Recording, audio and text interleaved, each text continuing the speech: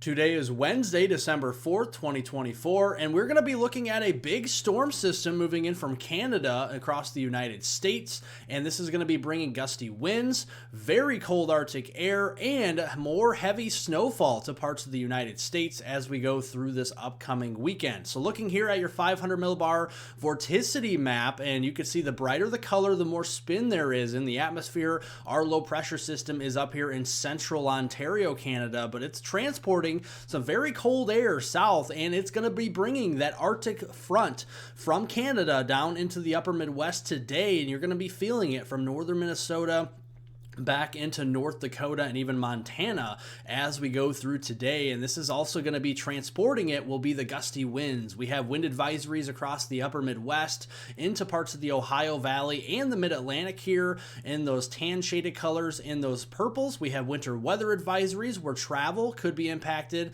and then where travel could be really impacted in those pink shaded colors, those are winter storm warnings. And do mind you, there are blizzard warnings over here into portions of West Virginia and Western Maryland as well, into the Appalachian chain. So a lot going on here. Let's look first at the wind component with this, because this will be actually transporting that Arctic air from Canada down into the northern and northeast US. And this afternoon, those winds will be blowing with gusto from the northwest, 15 to 25 miles per hour, with gusts higher than that.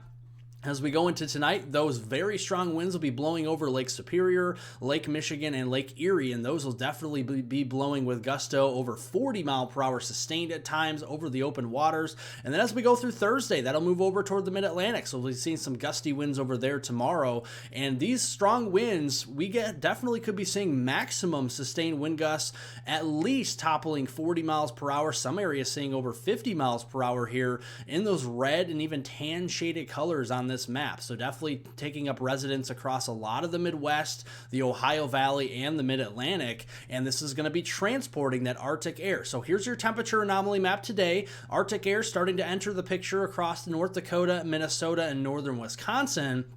And then really opening the floodgates to that Arctic air across the east as we go into tomorrow, Thursday, December 5th. Temperatures in Tennessee, for example, like Nashville or Knoxville, could be 30 degrees below the norm for December 5th standards. And then going into Friday, that really continues across the east. But let's look out west for a second. We got a ridge out west. So milder Pacific air going to be moving in down over there, and even western Canada, like British Columbia, Alberta, and Saskatchewan.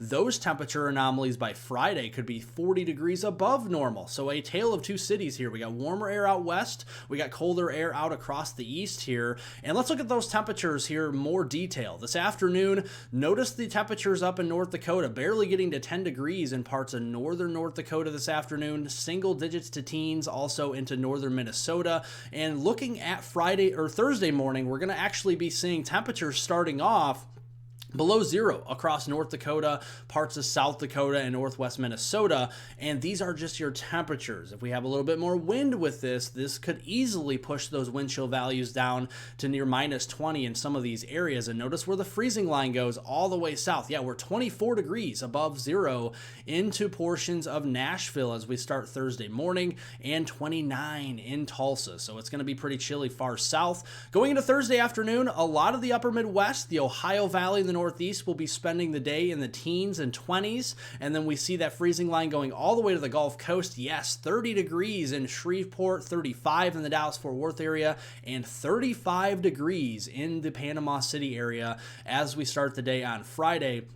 Temperatures will rebound. We're at 53 in Panama City Friday afternoon, 51 in Oklahoma City, and 29 on the lake shore there in Milwaukee and Chicago, but still going to be pretty chilly. We'll start to see a bump in our numbers across the Great Lakes, or the Great Plains, where we actually see more of those 40s and 50s returning with that southerly component to that wind out there. Let's look here at the precipitation going into this afternoon. We got a 991 millibar low up here, bringing just wind-driven snow across portions of Minnesota and Wisconsin over into the UP of Michigan, lower Michigan, and much of southeastern Canada. That will re-aggravate the lake effect snowfall. So we're definitely going to be seeing that as we go into tonight. Some snowflakes into places like Detroit, into Toledo, Fort Wayne, Indiana, and Indianapolis. Keeping an eye on that. Snowfall overspreading the Northeast tonight as well. That'll continue into Thursday with more lake effect snow here across the Lake Michigan, Lake Superior, Lake Erie, Lake Huron, you name it.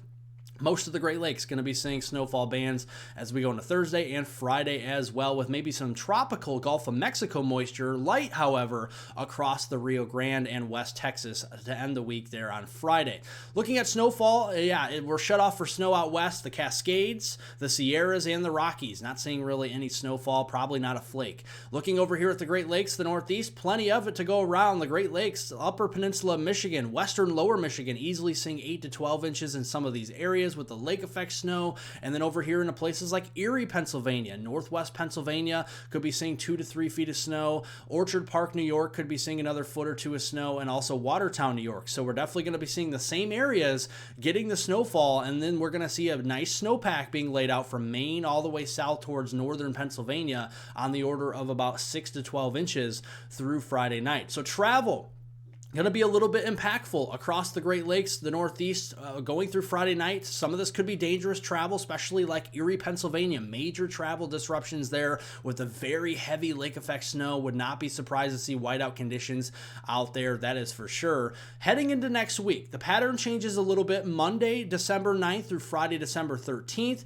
the ridge out west starts to kind of flatten out. It doesn't amplify and just kind of shift east. It kind of flattens out across the United States, so that starts to bring more mild Pacific air from west to east across the United States and Canada, and that's also going to be bringing drier air across California. And Southern California has been dry for a while, but that'll continue, and then across the Four Corners region and the central southern plains.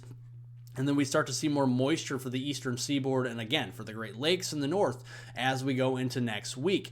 Looking at the operational models for snowfall, again, we are still far out from next week, but looking at the snowfall output these models are putting out, at least the European model here, really nothing too super impressive in terms of snowfall accumulation. We're not really seeing a lot of that out there. The GFS model, the American guidance, has a big snowstorm for Maine all the way down to like West Virginia. That can't be trusted right now. It's still too far out. The track will definitely change, folks. So don't be, saying, oh, the GFS model showed Maine to West Virginia as a foot of snow. Couldn't be farther from the truth. I think this will change several times before we get to next week. And looking at the GEM model, the Canadian guidance is, again, painting maybe some heavy snow into Manitoba and Ontario. Just a variable pattern. We don't really know where these storm systems next week will track. We don't know the intensity of them, how much snow or moisture they'll have. We'll just have to wait as we go into the weekend and give you more information on that. So don't write them home yet that we're going to see a major snowstorm next week. That is not likely right now. A lot of things can still change. We'll keep an eye on that. Subscribe to the channel, especially, check back often for updates. Turn on the post notification bell so you are notified for future videos. Like the video, of course, if you did enjoy it. Leave any comments, questions, concerns below. And, that's all I got for you today, folks, on this Wednesday. And I hope everyone has a wonderful rest of their day out there.